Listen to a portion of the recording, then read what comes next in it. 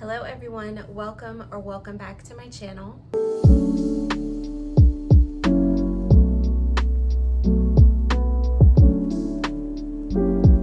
Thank you for being here and thank you for making this your safe space. We're gonna take a dive into the dark side. These books are constant 1 stars, constant DNFs. They create crash outs and memes and other rageful content. As you can tell by the title, I'm going to be reading some of the most hated books on the internet. We're gonna do this in a vlog format, so you're gonna get my honest reactions as I am reading these books in real time. I'm really excited, but also really terrified. Let me give you a glimpse into what I'm thinking. The first book that I am currently reading, that is probably one of the most hated books in a series, is Mile High. There are so many people who constantly say, oh, don't read that book, don't read it, just skip this one and go to the right move instead. You don't need to read Mile High. At the time I'm filming this, the 5th book has not come out yet. Based on what I've read so far, it provides a little bit more context as to what we're gonna see in Rewind It Back. I'm not gonna lie, you guys, I'm enjoying it. And that just goes to show how subjective reading can be. Like, for example, the masses hated these books. I rated both of them 5 stars. It's really interesting to get a look into people's perspective and how different they can see a book from you. I just think it's really cool. So I love little experiments like this. So if you guys want to see more of these types of videos from me, comment down below.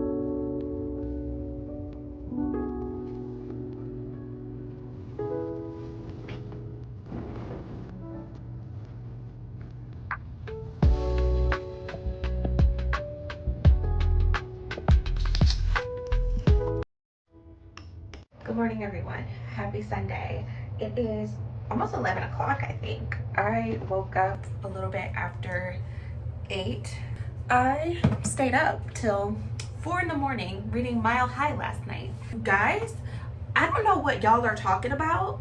This book is incredible. There are moments where things are a little bit repetitive. I love character development. I think that's the thing that really sells this book and that I think a lot of people are missing. Xander's and Stevie, they have a lot of emotional depth. They are individuals who are actively working on themselves and know that they have these flaws, but they're actively working to try to fix them. I am having the time of my life. I am super excited to continue the series because I feel like regardless of how I rate this book, I'm still gonna want to continue the series because I've already met Ryan and Indy and I love them. I love them already. I love Ryan. Oh my God. That man is a protector. He is a provider. That's a black king right there. And Indy is just so sweet and just so honest and so real. And I love it. I love it. But anyways, I'm going to be doing a little bit of a Sunday reset. So I'm reading on my Kindle, so I'm probably not gonna have a lot of downtime to read on my Kindle today because I had to get rid of that audiobook from Mile High. That audiobook was horrendous. I could not do it. It's Sunday, which means if you hear gospel music, if you hear R&B music, old school R&B at that, that means it's time to clean. And it's gonna be a good time.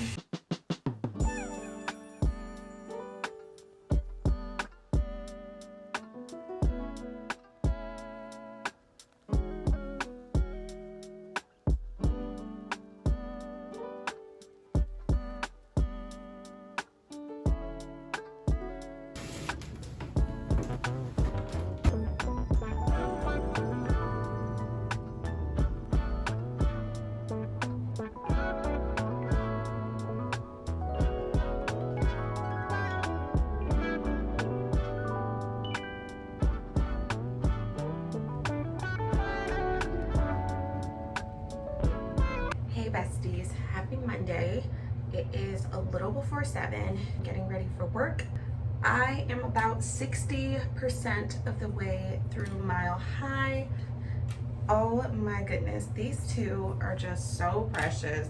through his actions, you can tell how he feels about her, and you can definitely tell that Stevie is starting to feel the same way. I am loving it. I think it's really cute. Just had a pivotal scene that sets up the next book. Based off of that alone, I am so excited for The Right Move. I want to finish it by, I'd hope by tomorrow. If I can't finish it by tomorrow, then hopefully I'll finish it Wednesday. I want to include another book in this video, and I'm not gonna say I want to finish Mile High first. I like to be at work pretty early because, you know, if you're on time, you late. So if your shift started at 9 o'clock and you get there at 9 o'clock, you late. That's what I was taught in the etiquette, in the work etiquette department. Yeah, guys, I straightened my hair last night and it held up pretty well. I would curl it, but I'm freaking lazy and I don't want to do that. I am going to put a little bit of oil in my hair. I use this castor premium oil that I got from Target a few months ago, and I like it a lot. It definitely leaves my hair really shiny. And then also, I'm just gonna put it on the ends. But yeah, my hair feels great. It definitely needed that straightening because it was looking a mess, and I needed to fix that before I headed into work today.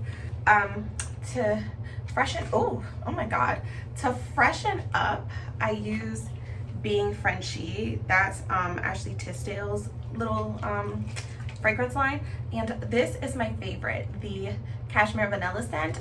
Oh, I've been using this for over a year and it's incredible. I just basically like spray it all over my body. Some of it got in my mouth.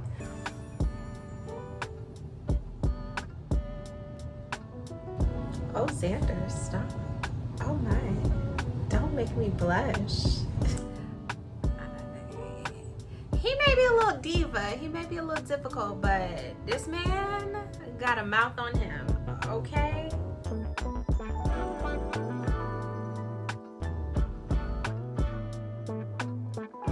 Hey everyone, it is Sunday and I have been terrible about updating you guys on my reading progress, but I wanted to let you know that I finished Mile High a few days ago. If falling in love with a cocky, arrogant, self-absorbed sometimes hockey player is wrong, then I don't want to be right. I rated this book 5 stars. I loved the writing. I just loved the slow burn because the tension that was built up between Xanders and Stevie was perfect. One thing that I really think that Liz Tomfordy nailed is the fact that Xanders and Stevie are their own individual people and they didn't feel one-dimensional at all. They both had internal struggles that they were dealing with, and we explored those greatly in the book. It made me feel for them and love them even more, not only as a couple, but also individually. This book is the perfect book to start the series because it definitely sets the scene and sets the stage. It's just incredible and I'm obsessed with it. I know it doesn't get a lot of love, but I think that we need to give Mile High its flowers. On to the next book that we are going to be diving into in this video, The Coworker.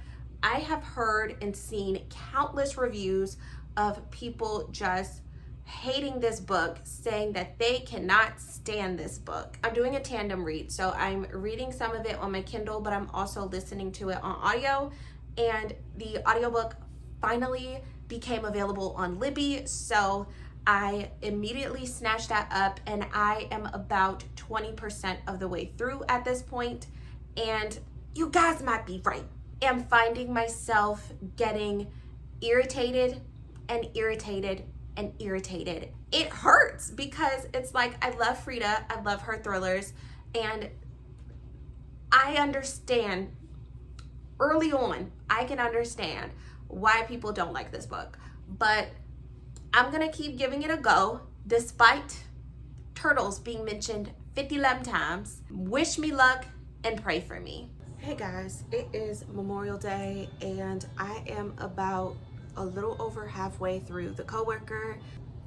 I'm gonna be honest with you guys, it is bingeable. I'm definitely wanting to keep on reading and keep on reading. It's just the characters are awful. I hate every single one of them, but like I'm trying to feel so bad for this lady, but good Lord, she makes it difficult. She is lucky. Frida, if you're watching this video, you are lucky that I still like turtles. But if I didn't give you a basic premise of the book, we are essentially following two women, Dawn and Natalie. They are coworkers and something happens. You know, Frida, something happens. And so we're going back in the past to figure out what led up to the events in the present. One thing that I really think Frida nails is that toxic office culture. And I think that's what's gripping a lot of people to the story, even though they hate it. I think the toxicity in the workplace that is being portrayed in this book is so well done. The characters are just awful.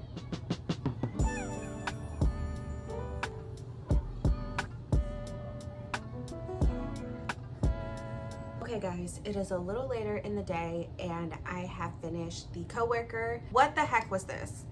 I decided that I'm going to give this book a 2.75 stars. This book stressed me out. Like, I have a tension headache right now. The main characters, I couldn't stand either of them. There were moments where I felt bad for one of them, but it was so far-fetched, so unhinged, and it was just flat out ridiculous. This just was not a good time. I've read 14 Frida McFadden books so far, and if I had to rank them, The Coworker would definitely be at the bottom. All right, you guys, I think I'm gonna end the video here, but thank you so much for spending some time with me and making this your safe space. Again, my name is Joy. I post videos on BookTube every single Tuesday, so if you like this type of bookish content, stay a while. I love you guys very much, and I will catch you in next week's video. Bye, guys.